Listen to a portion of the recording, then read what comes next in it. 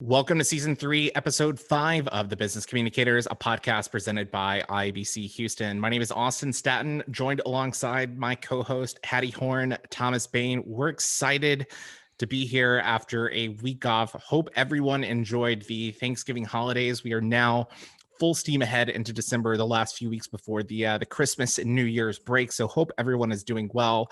We have a really exciting show on tap for you today. We've got a great interview coming up with Jamey Rootes, who is the president of the Houston Texans. We discuss all things sports, comms, and then we're also going to, maybe discuss a little bit of a Google scandal, if you will. We'll talk a little bit about Salesforce and their recent acquisition of Slack, and some news from Warner Brothers that might change the game for Hollywood. But we'll get into all of that in a little bit. But if you don't follow us already at Biz Communicator, search for us on Twitter, Instagram, YouTube. I mean, basically every social platform. We're just not on TikTok. I mean, we're not that cool. We can't dance yet. But Hattie, how's it going? What's new with you? Speak for yourself. I can dance. I love it. I love it. I'm doing great. Had a great Thanksgiving. But I'm turkeyed out. I don't know about the rest of you. Here's a hot take. If turkey was so good and Thanksgiving meals were so good, why do we just eat it once a year? Well, what I've heard is the turkey has something in it that makes you sleepy. So if we ate turkey every day, lunch, breakfast, dinner, or whatever, we wouldn't get it. We would not be productive, because I know as soon as I eat my turkey, I'm on the sofa, just out. I think it's the tryptophan in there is what it's called that puts you out. But I think the reason we eat turkey every day is because, this past year, everybody's at home. So, hey, we're only going to cook an 8-9 pound bird. I think I wound up with an 18-pound turkey at my house for 5 people. So I'm looking for recipes on how to repurpose cooked turkey. Please send comments. Yeah. Well, I told you about my recipe, the corn chowder with turkey in it. Gosh. Sounds so amazing. Well, I did not make a turkey for Thanksgiving, so it was nice to have the barbecue, the burgers, the queso for to watch football, and maybe that's why we're excited to have Jamey Rootes on the podcast a little bit later today. But really quickly, we do want to give a shout out to our sponsors for the podcast, Pierpont Communications and Mike Rance & Co. If you need any work in the communication space, we definitely encourage you to check both of them out. They've been great supporters of the show. But Thomas, you do have a different background. Did you get a new house, or what's going on? No, I haven't gotten a new house. I'm actually in San Antonio visiting some family. We're doing the Mission Trail, so we're staying right there on the San Antonio River, south of what you think of the Alamo. Just the history in this place is phenomenal. From the aqueducts and things that you don't typically think of in San Antonio. Taking tours of really, really old churches, and practicing social distance at the same time. So it's kind of nice that due to modern technology, we can all be together still, even though one day in person, here we come. Yeah, I love that. I mean, that's how much Thomas cares about our audience. Is even on vacation, he brings his microphone. So, are we ever on vacation as communicators, though? Are we? Touche, sir. Depends on who you're talking to. Touche. Well, obviously today we've got a packed episode, but I do want to lead things off with the U.S. Labor Board. And the U.S. Labor Board, if you're not familiar, accused Google of spying on employees and discouraging unions and perhaps even retaliation. So the U.S. National Labor Relations Board filed a complaint against Google last week, alleging that the company illegally terminated and surveilled its employees. And the agency also accused the company of illegally blocking employees from sharing work grievances and information with each other using, tools like calendars, email, meeting rooms, and just internal comms that Google calls meme gen. This is a little bit concerning because I feel, especially in 2020, it's so important for us to have that water cooler talk and to be able to share what's going on, to be able to develop those relationships with your coworkers and colleagues, because we can't do that in person now. And I find this a little bit alarming if the allegations are true. I have no doubt that they're probably some sort of facet true, because every company I've ever worked for, when I'm given the company phone or the company computer, you sign a thing saying, we can monitor your stuff and we can do this and we can do X, Y, Z.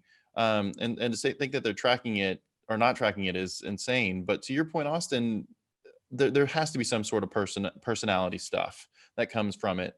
And we've talked on this podcast about the cancel culture, but at the same token, one comment, one sentence could be completely taken out of proportion.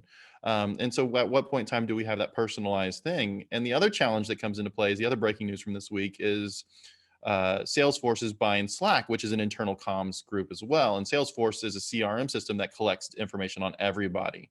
So now if you're using Slack at your office, you're now being tracked on your CRM as well. I know it's happening. I'm disheartening that it's happening because I think of some of the reasons why they're doing it. What are your thoughts on that, Hattie? Well, you're going to have to be upfront when you're working with employees to let them know exactly what it is you expect of them when you are, whether you're exchanging information. And as I was reading it, you're firing people for email, but you didn't say what exactly the context of that email. So we don't know exactly what this is really all about. So until we know that, I mean, we're just going by what's put in the media.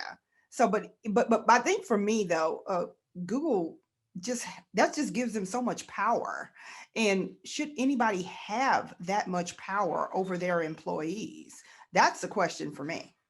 I do think it's interesting because CNBC actually, in their article on Google, they said that this comes on the heels of a major $310 million Google settlement to Alphabet shareholder lawsuit, which alleged that the company had mishandled claims of sexual misconduct by executives there. So it's just, you've got that going on, and then you've got potential spying on employees. And I mean, I totally get the concept of making sure that your employees are doing work and being effective, especially as we're, maybe facing this agile work environment. We're starting to get used to it. Maybe productivity has changed, maybe it hasn't. And it's something that we're going to have to do at least into 2021, maybe a little bit further as companies decide to shift the way they do business. But I don't know, are there other things to be concerned about here? Yeah, I think trust is a big one. And with the labor board being the one who's filing these complaints and grievances makes me go towards that. Are they talking unions? Because if you look at the history of unions, it's when there's starting to be a disproportionate requirements to the workers, to the managers. And in the news, you see the pay disparity. CEOs are making 147 times what the average worker is, or whatever it is. I'm making it up there.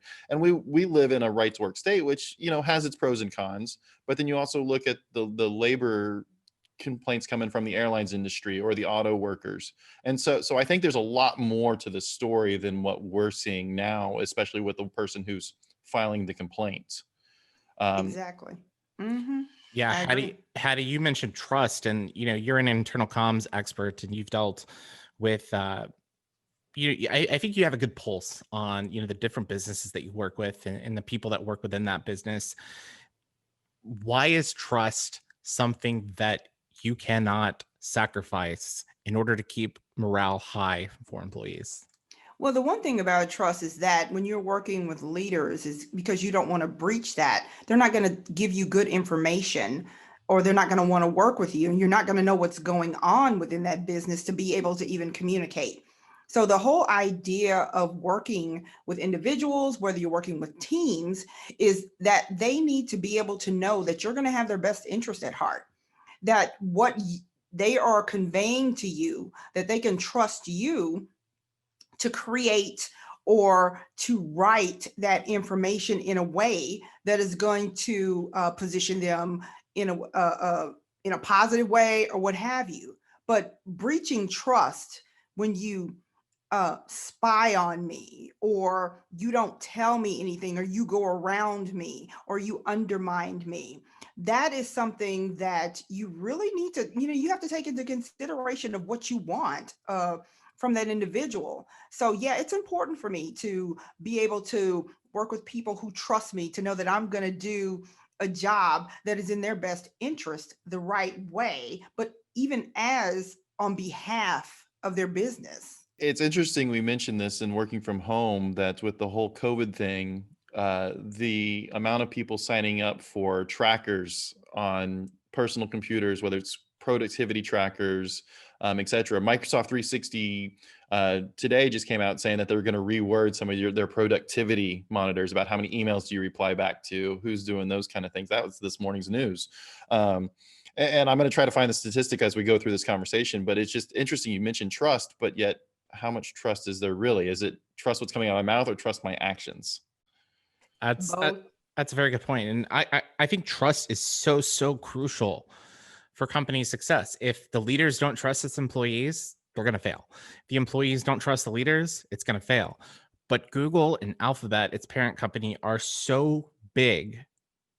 Does trust even matter for an organization that size? I mean, because we all know that Google has so much data and information on us based on what we use Google for, to search for different items. They know our sales habits, they know our email habits. They have all of this information. For these massive companies like Google, Facebook, Amazon, does trust even matter? No.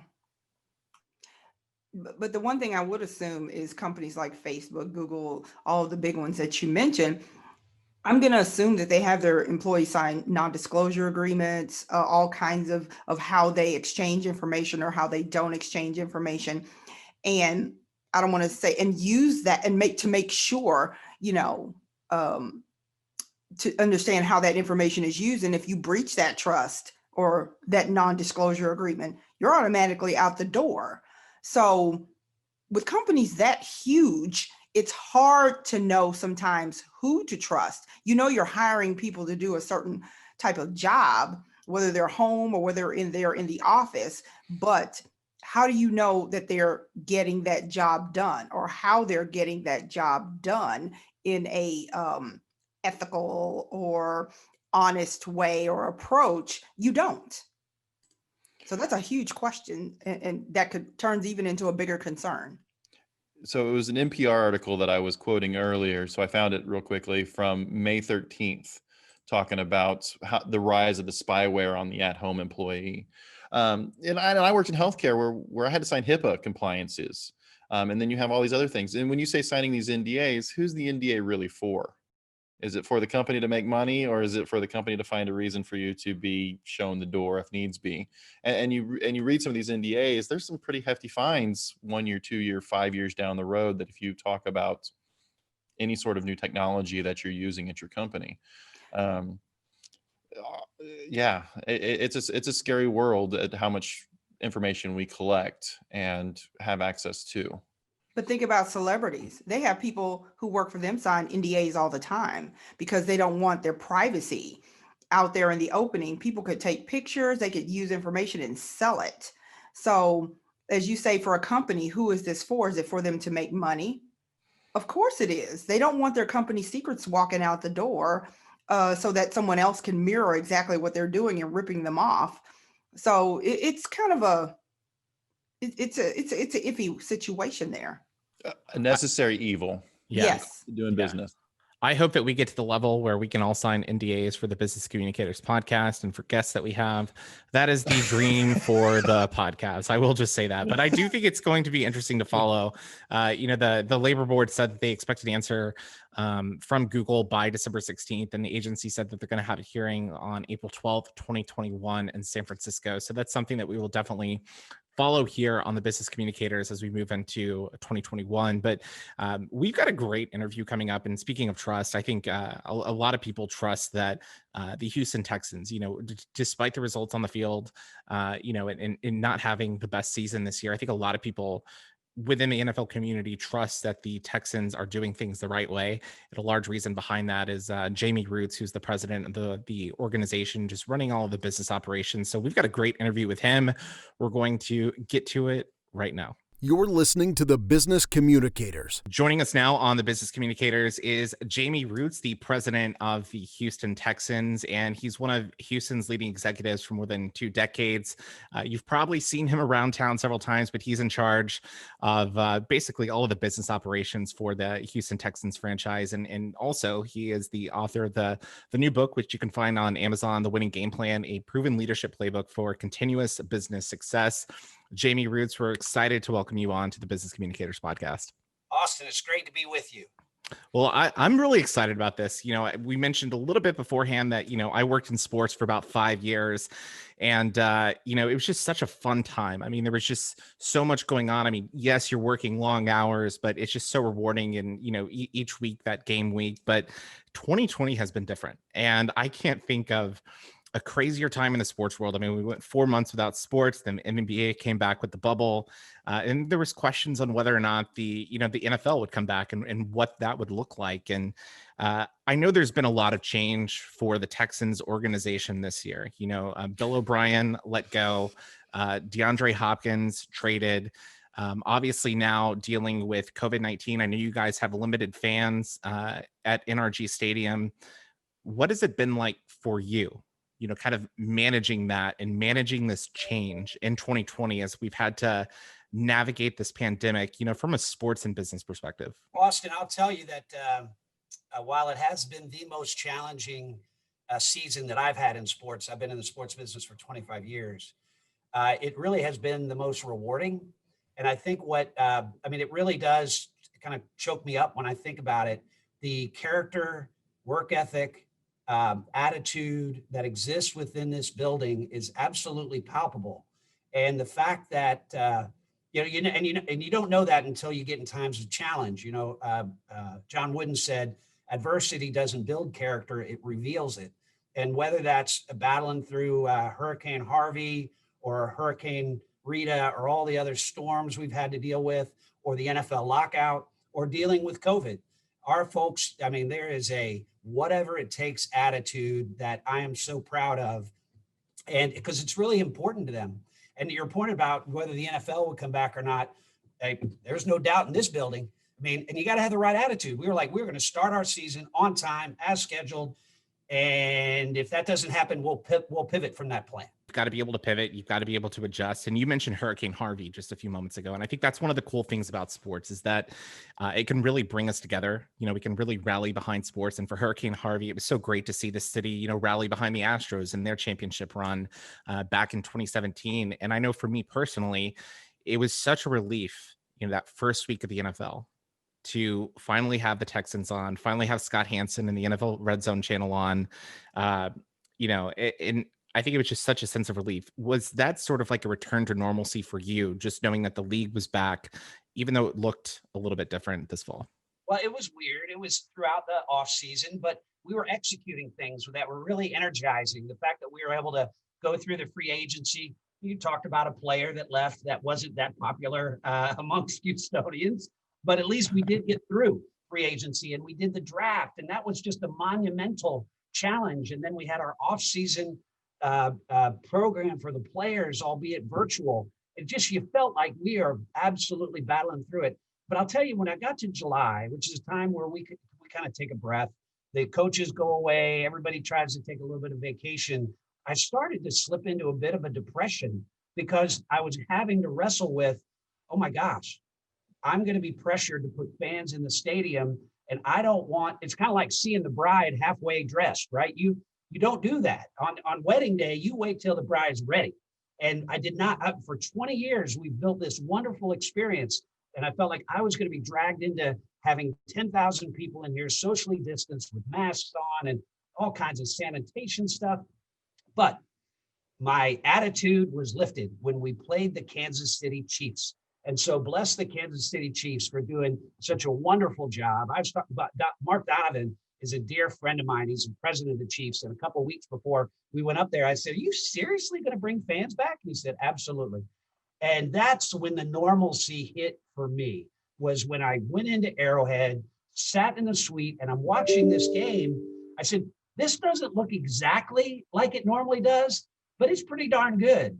And so we redoubled our efforts to get the approvals required. Unfortunately, we had already announced that the Ravens game would be played without any fans, but the next opportunity, we brought him in. It was wonderful. It was just so invigorating. That's kind of how I would state it. And that's, the normalcy set in for me when we played the Chiefs and had fans in the stands. First of all, I want to tell you that I have been underlining some things in your book, The Winning Game Plan.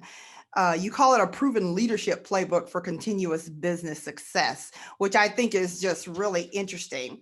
And some of the things as I go through the book, for me, I think what really stood out for me is the part where you describe how you were packing your mom up to come from Atlanta to Houston. And in that space is when you learned that Mr. McNair had passed. But you knew you needed to get back and you needed to be able to do something. And then you also described the whole tribute, which was so beautifully done in my book as you wrote it. But in that, I guess the question that I really want to ask is talk about a little bit about your relationship with Mr. McNair and what he meant to you and what he meant to this city. Well, it was a 20-year joyous ride of almost 20 years with him. Probably, I hate to say it because you always want to, put sunshine on your parents, but he probably had more influence on my development than anybody, just by who he was, and the opportunity for me to have that friendship. This little story, Lamar Hunt is who I worked for before that. And I loved Lamar. It was an MBA in sports management. He was hand in hand with me building the Columbus Crew. And I recall back in 2006, he's really ill. He was suffering from cancer. And one night I sat down and wrote a letter to him to tell him all the things that I felt about him. And I had tears streaming down my face. And I put the letter in the mailbox and saw I saw his wife Norma a little bit after that, and I said, "Did Lamar get the letter I sent him?" She said, "Jamey, no, he passed before it arrived, but he knew." And so with Bob, I swore I was not going to let that happen. The last meeting I had with Bob McNair while he was alive, we were sitting in his living room after a meeting. And I said, "I don't know why I feel compelled to tell you this, Bob, but I was running with a friend of mine this morning. His name's Greg Kroenke, right? So Greg asked me, you know Bob as good as anybody. What's he like?" And I said, "Greg, you go to church each week and you read the Bible, as do I. And I believe that the whole faith issue is about living to a Christ-like standard, knowing that no one can ever get there, but that's where you're always aiming. No one that I have ever known or ever seen believed that more intently nor delivered on it more completely than Bob McNair." And he said, "Wow, Jamey, that is really high praise." And I said, "You deserve it." And that was the last time I saw him. Wow. There's some other things that I read in the book that stood out for me as well. I mean, I have just so many nuggets here that I can take back, but I love also how you talk about R&D. Rip them off and do it better. Yeah. So as a leader and as you are communicating or talking to your team members or family members within the Texans in conveying something like this, what are some of the things that you have seen over time that you could just pull from someone else and you knew that you could do it better? What was the one thing that you remember the most? Let me just tell you a little bit about it first globally, and then hopefully it'll come to me what the best example was. But Hattie, I go to football games all fall, college games, pro games. And I remember we were coming back from one game and Rick Smith, who was our general manager at the time, was over in the seat next to me. And I'm furiously scribbling down notes. And I have all these photos that I'm dealing with. He goes, "What are you doing?" I said, "What do you think I do at the game?" I spent about an hour and a half going all around taking pictures and then sending it back to our guys to say, "Hey, look, what a great idea. Let's rework it and let's put it into what we do." And maybe I was at the Tennessee Titans game and I'm walking the concourse and there are these concession workers at this grab and go stand. And I said, "Hey, ma'am, how has this worked?" She said, "You are not going to believe this. This is the best thing we've ever done." I said, "Wait a minute." So I recorded her and she just went on and on to bet, and so now here at NRG Stadium, you got grab and goes all over the place, because if it works in one NFL environment, it's likely to work in another. And I know people are coming and they're copying us all the time too, but that's just one example where R&D really means so much. And I tell the story, and where it started from was when I was at Procter and Gamble, one of the head of the category of the laundry, which is where I was. All the newly minted MBAs are sitting around the lunch table, and he said, "So what happens when you copy in school?" And one smarty guy raised his hand. He goes, "You get expelled." He said, "That's right. What happens when you copy at Procter and Gamble?" He said, "You get promoted." And Procter and Gamble had this massive library of the best marketing ideas of all time. And so you went down there, figured out something that was similar to what you're doing, put your spin on it, and it works. And so I've used that same philosophy in sports. I love that. And Thomas, I want to get to you in just a second, but a few weeks ago for IBC Houston, we had a webinar and it was featuring Taylor Bisciotti from the NFL Network and then Sam Batash from CBS Sports HQ. And for me, coming from a sports background, I've always thought that sports and communications were 5, maybe even 10 years ahead of the corporate world, and just, the innovation, trying to not only engage fans and players, but just, I felt that you have to be creative in sports to keep people interested. It's not just the product on the field. A lot of the stuff that you do is off the field, but what can you tell us about your role and just kind of pushing that envelope, being creative, and, maybe some insights into other things that you have seen sports and how they've impacted, just the general corporate world? It's interesting, what other industry has an entire section of the paper every day devoted to them? Nobody. There's a sports page, business page covers all the industries. So the likelihood that you're going to be in there, it doesn't happen very often. That's why we have to be so creative and so innovative. It's because everybody wants to talk about us. And so you're either going to be whipsawed by by the media, or you're going to ride the wave and build relationships with the media. Think about the messaging. You don't talk to the media, you talk through the media, from the media to the fans, to build the perception of the team. Everybody wants to see themselves in their sports team. And so we try to embody the values of Houston, Texas. It wouldn't be the same if I was in New York, right? We'd do it very differently, because New Yorkers have a different expectation. They got a different ethos. But Houston is about pride, courage, strength, tradition, independence, traditional values, modern city. So that's what we try to reflect, and that's what we try to communicate through the media to the community. Growing up, I always learned that if you steal from one source, it's called plagiarism. You steal from multiple sources, it's called research. That's a good one. I like that. And don't be afraid to use research all you can. This is one example of the collaborative spirit that exists in the National Football League. The book, The Winning Game Plan, you mentioned earlier, it's at Amazon.com. It's also an Amazon #1 international bestseller on the Wall Street Journal list and on USA Today. So very proud that, are excited and really gratified that people have found it to be valuable. But a couple of weeks ago, I went to all of the presidents of NFL teams and sent them a long note. I said, guys, I know we fight vigorously on the field, but off the field, we're partners. One of our fellow NFL people from the Atlanta Falcons, Greg Beadles, he is the one who inspired this book. He asked me, he said, "Jamey, you guys have won and lost just like everybody else, but you're always at the top of the business metrics. How did you do that?" And so I've written this book, and I am providing you a chance for $1. Amazon won't let me do it for free. But for $1, you and everybody on your staff and steal whatever idea you want, because I just want, a strong league, strong teams make a strong league. And so the high tide lifts all boats philosophy. So anyway, that's just some background about how it came about.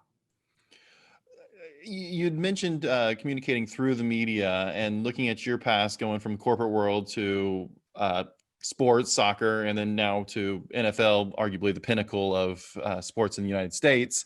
I can argue with you about that. Exactly.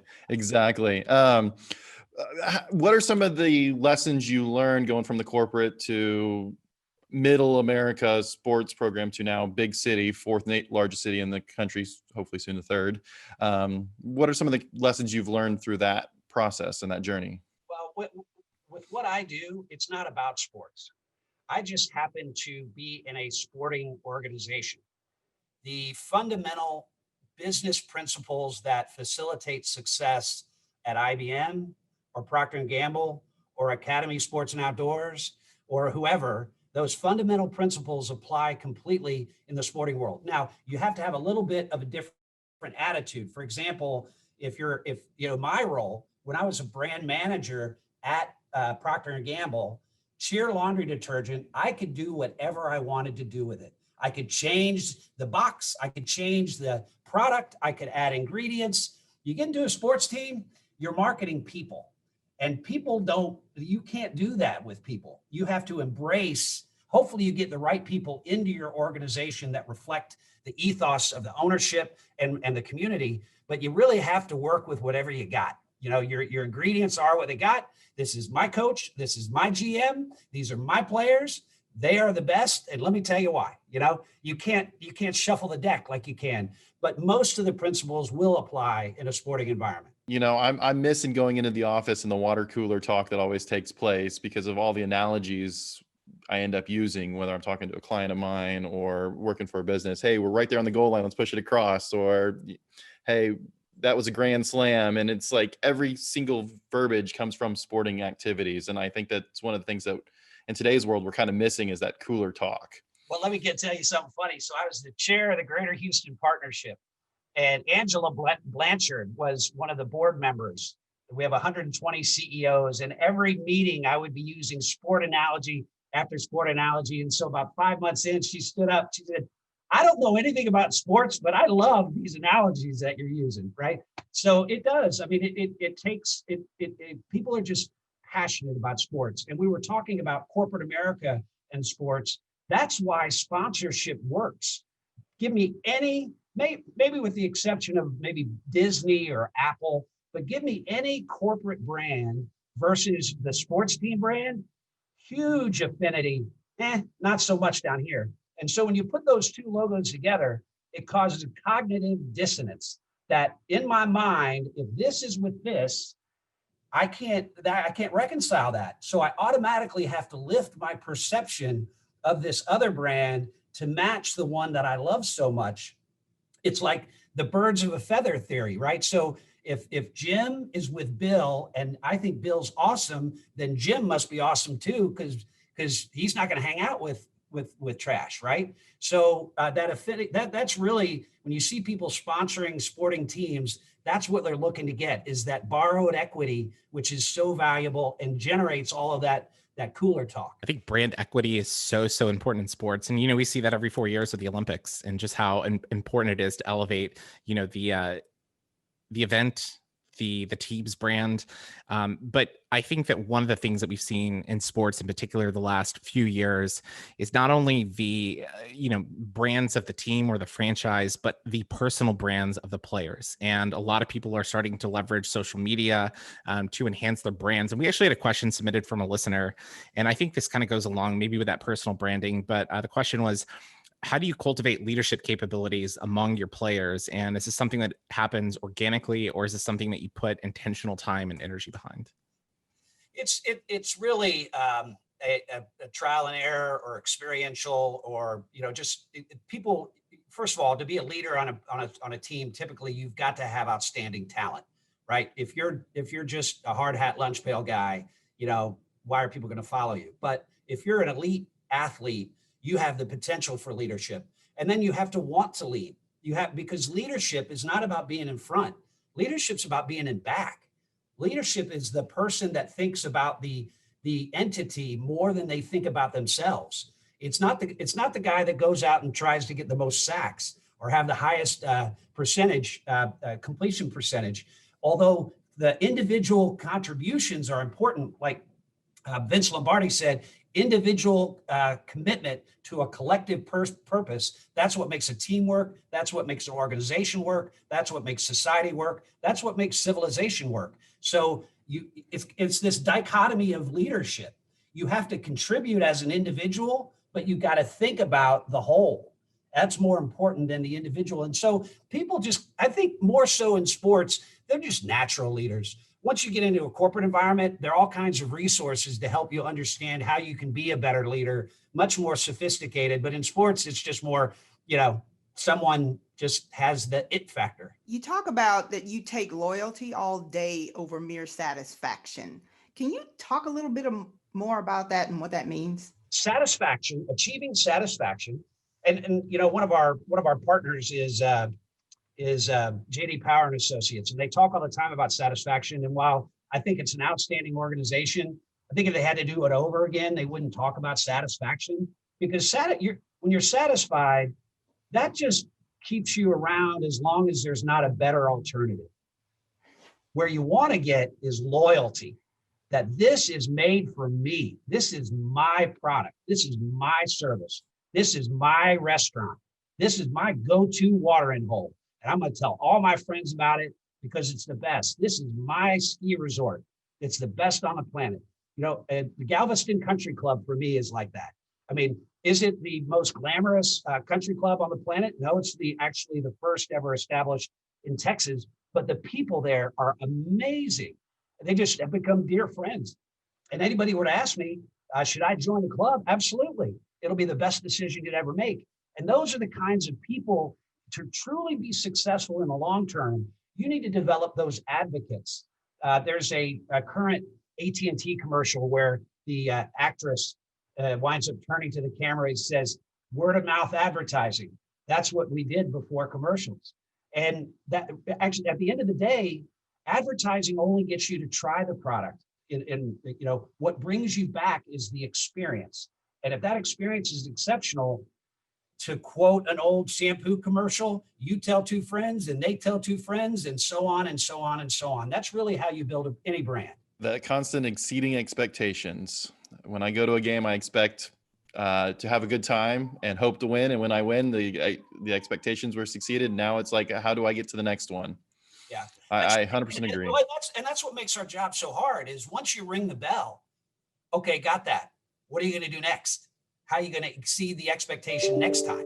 And we are, uniquely a performance-based business, both on the field and off, because it's an experience, and we're only as good as our last game on the field and off the field. You have to set it up and you have to go out and do it. You can't read the notes. You have to sing them every time that you go out, and people's expectations don't get lower. They get higher.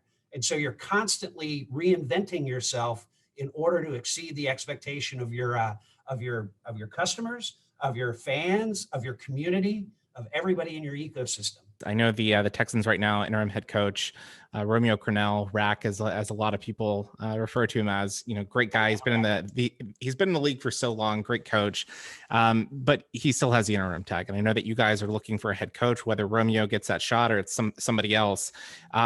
When you look at a coach, are you evaluating just the skills that they've, the wins, losses, their scheme, what they've done in the past? Or are you also looking at maybe someone that's a communicator and can maybe bridge that gap between, the organization and the fan base? Well, let me ask you, if you were going out and hiring a CEO, would you just look at their ability to drive revenue? I would want them to win. You'd want them to win? Yep. Well, a CEO in corporate America, you need a leader, a leader of men.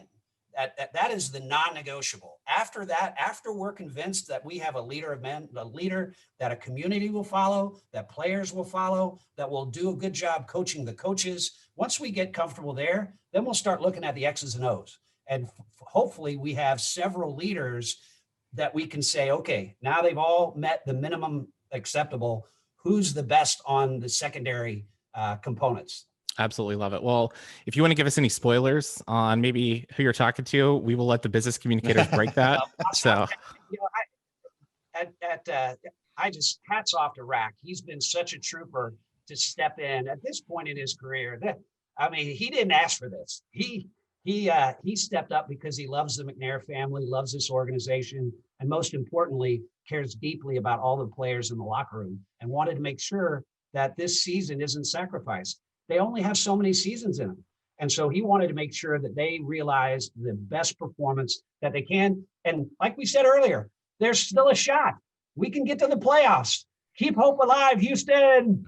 I absolutely love it. And Romeo Crennel is the oldest coach in the NFL history. And he's just done such a great job. And I think it's a testament to his leadership and the organization's leadership that, I think this team could have folded when Coach O'Brien was let go and the Texans didn't have the best start, although it was a difficult schedule. But like you said, they're still in the playoff picture. And I think that's a testament to the resiliency of the franchise and everyone that you guys have brought in. So Jamey Rootes, really want to thank you for joining all the time. What matters is what happens in December. Yep, exactly. Well, Jamey Rootes, we're really excited that you joined us today on the Business Communicators podcast. And I know that you're active on social media, you're active on LinkedIn, and of course, you've got the new book out. So we want to give you this chance for those that may be interested in following, the work that you do with the Texans franchise, or even just business tips. What is the best way for them to follow your work? Well, first of all, read the book.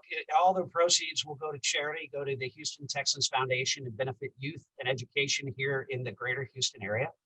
Number two is, you're right, LinkedIn. LinkedIn is where I'm most active. That's where business people, and I'm constantly pumping out just little paragraphs of things that are interesting to me that hopefully others find interesting or insightful, just different ideas. And then number three is I have a ton of resources at jameyrootes.com, JAMEYROOTES.com.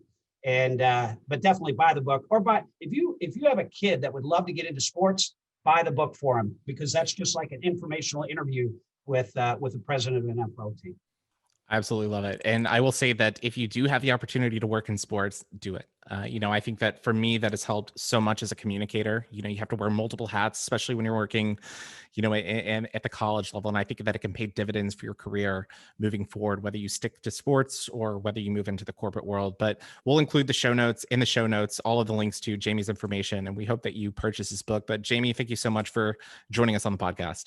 Awesome. Great being with y'all. You're listening to the Business Communicators. Hattie Thomas, what an interview with Jamey Rootes. I mean, it just, such an inspirational leader. And I love how he's just so candid and able to, share his knowledge. And Hattie, got to give you the, the hat tip here for a moment. But, thank you so much for organizing that conversation with Jamey. I thought he hit it out of the park. Yeah, he was really, really great. I've always thought he was a really good communicator and business person.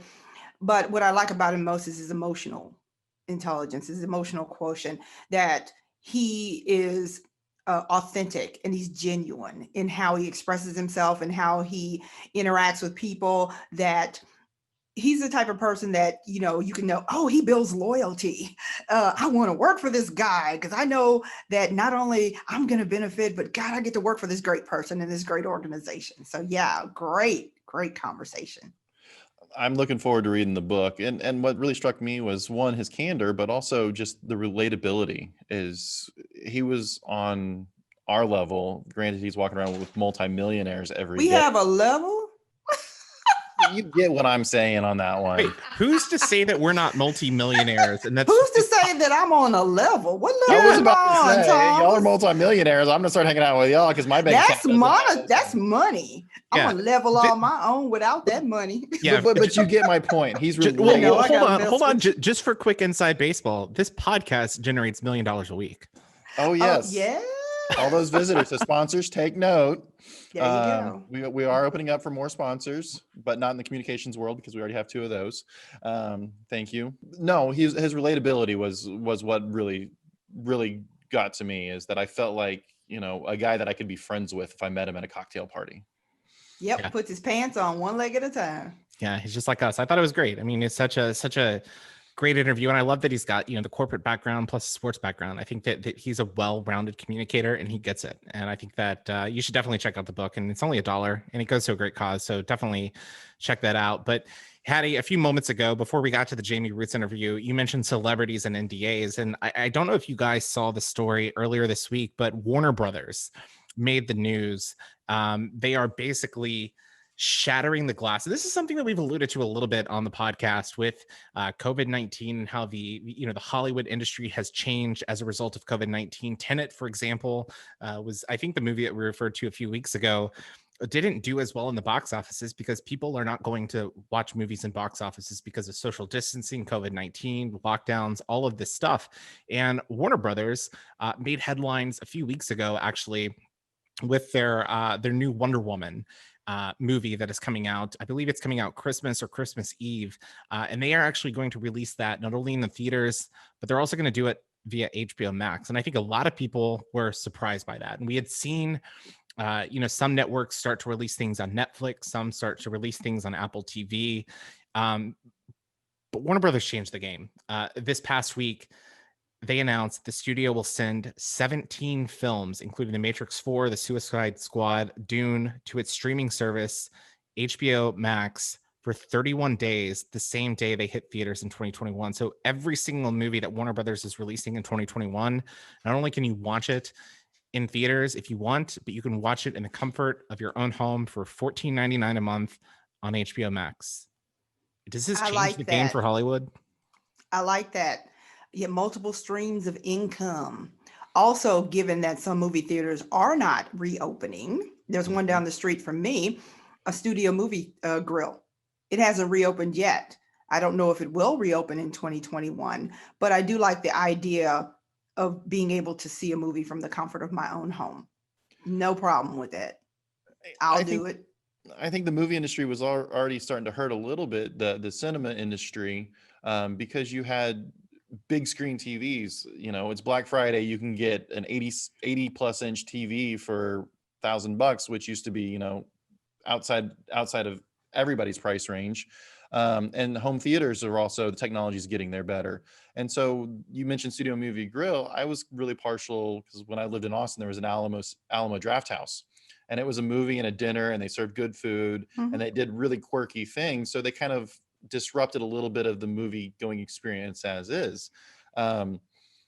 My question is, and you saw Disney Plus buying Hamilton for $72 million for the exclusive rights for it. So I'm really interested to see how this long-term plays, and how much HBO Max paid for this opportunity. Yeah, I do think that's going to be fascinating. I mean, I'm just looking at the share prices right now. AMC Entertainment at their peak in 2020, that was February 20th. Their share price was $7.76. It hit a low at the beginning of November at $2.15 a share. It's currently trading about $3.39. So I mean, they're down well over 50% this year. Cinemark was in the same position. Their share price in February was trading at $32. As we are recording this podcast, they're trading just a hair under $14. So, I mean, financially, these companies have been hit so hard. And we've seen that movies are stubborn. Like producers, these production houses, they are stubborn. Tenet, they wanted to release it in the theaters. They knew that it had to be seen in theaters. We've seen Top Gun push their 2020 date back to 2021. We've seen James Bond push their date from this spring to the fall, and now it's pushed into 2021. And I think there is some hesitation from these big Hollywood outlets to actually embrace change and try to figure out how to move forward in this new world. And hats off to Warner Brothers for saying, you know what, we're going to take this into our own hands, and we're going to go to where the people are. But you also remember when the pandemic was in full force, that lots of creatives were creating their own movies in their homes and putting them out on the different streaming services such as Netflix and what have you. So they do realize that they have to change. It's in some cases, for me, I'm thinking that perhaps it's because the experience that the theater provides us, especially for certain types of movies that you're talking about, these big action-packed 3D movies, that they don't want to lose that. And they want to make sure that people are still getting that experience. But actually, I think Hollywood is actually smarter than we give them credit for. So I'd like to see what's going to happen, moving forward as to how, because you have so many options now, so many channels, and so many different platforms that you can use for getting movies out there. So it looks like they're just using everything that they have in their armor to do that. And the one thing that I find the most shocking about it is they went to HBO and they didn't create their own platform or channel, for lack of a better statement, Disney Plus or something along those lines. But yet we talked about Quibi. I was just about to say going that way. So I'm sure that you mentioned them being smart. I'm 100% sure they probably looked at it saying, okay, if we started channel XYZ and we charge $10 a month or whatever it is, we need X number of people for that, or we can go to HBO and call it a day.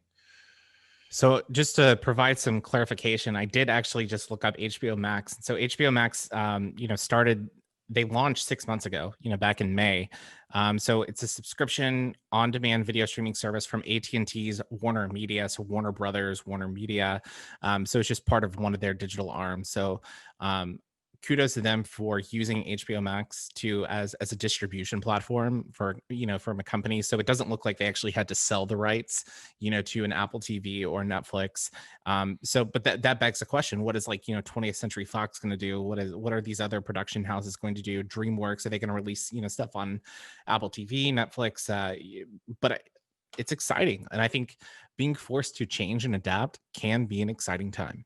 Absolutely. I agree totally with that.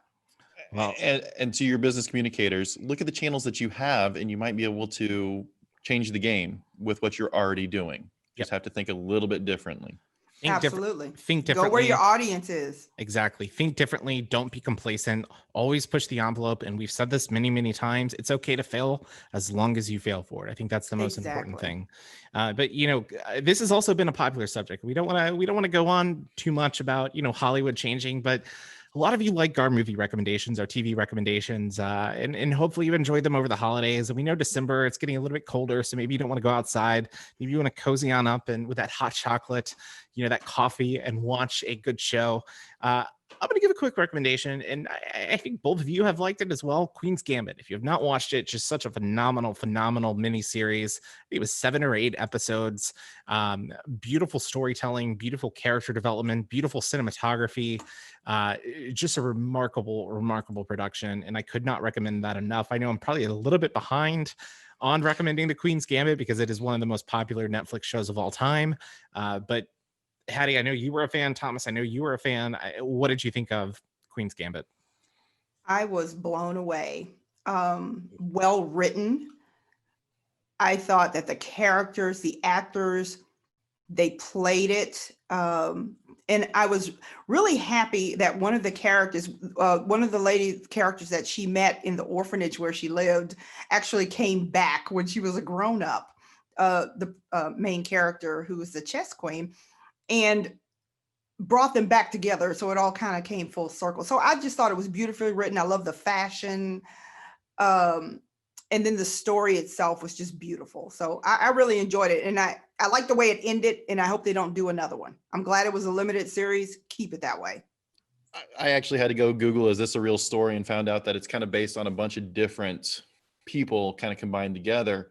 But one of the darker sides that I kind of really took to it was the internal struggles that take place with these super intelligent people that you read about in music and other things that they either died too soon or they battled addictions. And I think they portrayed it perfectly about how, I'm going to say it, she was a savant in chess, but she also had her own personal demons that she was battling in self-medication, and it was a collective effort, and she realized that this is how it is. So to your point, Hattie, I agree. It ended perfectly. It showed the growth of the character. It showed the growth of the person. It showed the growth of the sport of chess. Yeah, 10 out of 10 recommend. I think that's 3 thumbs up from the Business Communicators, 6 thumbs up, whatever you want to say it is. But great show. Is there anything else that you guys are watching or have an eye on as we move through December? Ma Rainey's Black Bottom is coming to Netflix. This is Chadwick Boseman's swan song. It stars Viola Davis, Chadwick Boseman, if you remember him from the Black Panther, Viola Davis, How to Get Away with Murder, and everything else in The Help. I saw the trailer, and it's another very beautifully shot movie. Very well acted, and I'm looking forward to see it. It's coming out, I believe, in a couple of weeks. So that's on Netflix. I'm going back and guilty pleasure, Mandalorian. I'm enjoying watching that. Spoiler alert: Baby Yoda actually has a name, and it's not the child. But reality, as we start to wrap up 2020 and get into 2021. I'm thinking I need to go back and dust off some of the books. So I'm going to put a call out to all of our listeners. Please give me some recommendations, both on enjoyment fiction books and business books for 2021. What do I need to start buying now so that I can read through the next year? I'm looking for about 6 books on each side of it. So please send them our way, make comments.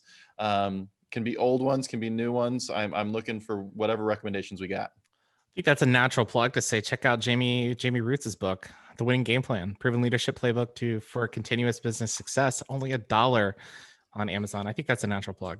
So Yep. Exactly. Well, I need more than that book because I have a feeling that's going to be a fairly quick read for me. So I need about 11 more books. Come on, guys. Whether it's through books, whether it's through video, whatever you can do to, continually learn, especially during the holiday season, I think that's a great thing. Work on yourself, work on improving yourself, and yeah, just move forward. Protect that personal brand, showcase yourself. I think that's so important. But there is actually a video that I wanted to play on here. So last week was the Jamey V Classic for college basketball. And all Hattie, myself, Thomas, we're sports fans.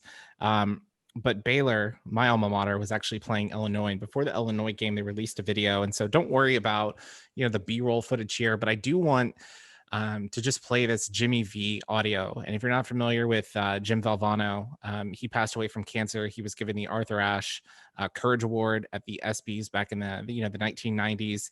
He beat the University of Houston in a last second, tip in when he was at NC State back in the 1980s, that 5 slamma-jamma, with Clyde Drexler, Akeem Olajuwon. But I'm going to go ahead and play the audio right now. I just want you guys to take a listen. To me, there are 3 things we all should do every day. Number 1 is laugh. You should laugh every day. Number 2 is think. You should spend some time in thought. And number 3 is you should have your emotions moved to tears. Could be happiness or joy. But think about it. If you laugh, you think, and you cry, that's a full day. That's a heck of a day. I remember where I came from. It's so important to know where you are. And I know where I am right now. How do you go from where you are to where you want to be? And I think you have to have an enthusiasm for life. You have to have a dream, a goal. You have to be willing to work for it. I urge all of you,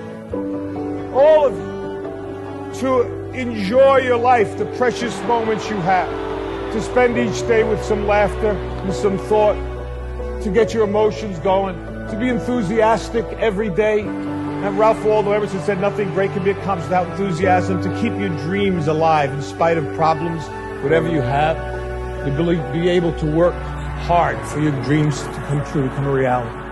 Don't give up. Don't ever give up. Cancer can take away all my physical abilities. It cannot touch my mind, it cannot touch my heart, and it cannot touch my soul. And those 3 things are going to carry on forever. I thank you, and God bless you all.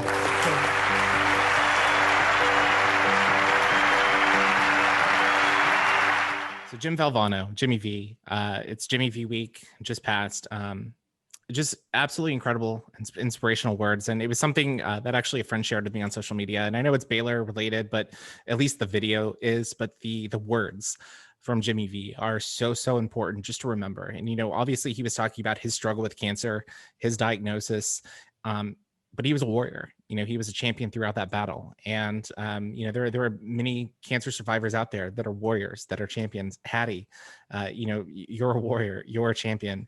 And whether you're going through any hard times or not, I know many of us have been through hard times in 2020, keep his words in your mind and use those to motivate you to move forward, to have courage. Anyways, I just wanted to share that. It's the Baylor video, but it is what it is. It is very nice. I really enjoy it. And the date on the screen is my birthday. I love that. That makes it even more special.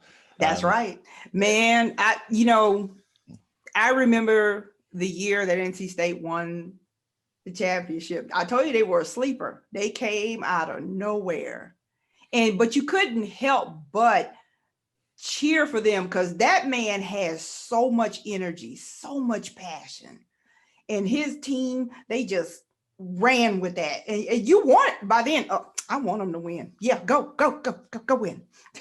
I love it. And as we move forward, I guess my closing remarks for this podcast is every day wake up and try to do something better than you did yesterday. Take one step forward. Rome wasn't built in a day. It took one rock at a time. You get up, and in business, you're either moving forward or you're moving backwards. If you're staying the same, you're really moving backwards. So every day, pick up a book, be kind. The one thing that we have in this world, make a compliment. Do one thing better today than you did yesterday. That's all I ask for our listeners, for myself, for my co-host. Do one thing better. That's a beautiful way to close this episode. And, it was so great to have a conversation with you all this week. I know we took some time off for the holidays, but what an episode. Always a pleasure to chat with, you, Hattie, you, Thomas, and special thanks to Jamey Rootes for joining us on the podcast. And, also thanks to our sponsors, Pierpont Communications and Mike Krantz & Co. for supporting this show. And if you like it, follow us on social media. Just search @Biz Communicator. You can also send us comments, feedback. Just shoot us an email to podcast@ibchouston.com, or you can text podcast to 713-380-0133. Again, that's podcast to 713-360-0133. But we've got another great guest coming up next week that we're excited about. That's going to be Bonnie Caver. She is the International Executive Board Chair for IBC. So we are excited to have her on, but we hope that you enjoyed this week's episode. And on behalf of my co-host, Hattie Horn, Thomas Bain, and our guest this week, Jamey Rootes, my name's Austin Staton. We'll see you next week.